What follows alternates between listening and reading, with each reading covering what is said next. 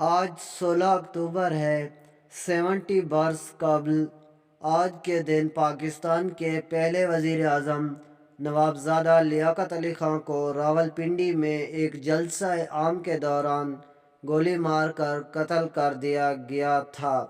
آج اس واقعے کو ہوئے لگ بھگ 7 دہائیاں گزر چکی ہیں، مگر اب تک یہ طے نہیں ہو سکا کہ پاکستان کی تاریخ کا رخ بدلنے والا یہ واقعہ کسی بڑی سازش کا شاخسانہ تھا یا کسی انتہا پسند کا انفرادی فعل۔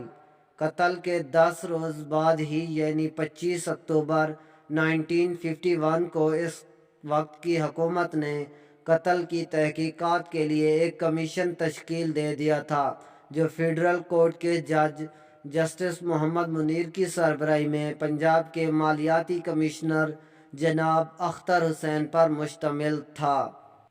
کمیشن کا دائرہ کار لیاقت علی خان کے قتل کے محرکات کا پتہ چلانا نہیں بلکہ یہ معلوم کرنا تھا کہ لیاقت علی خان کو کن حالات میں قتل کیا گیا۔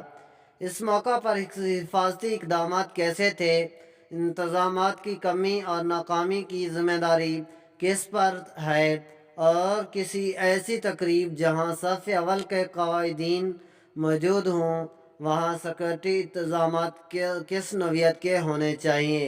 جی تو دوستو، آج کی یہی تھی چھوٹی ویڈیو۔ امید کرتا ہوں یہ ویڈیو آپ کو پسند آئی ہوگی۔ مزید ایسی اپڈیٹ حاصل کرنے کے لیے ہمارے چینل کے ساتھ جڑیے رہے گا۔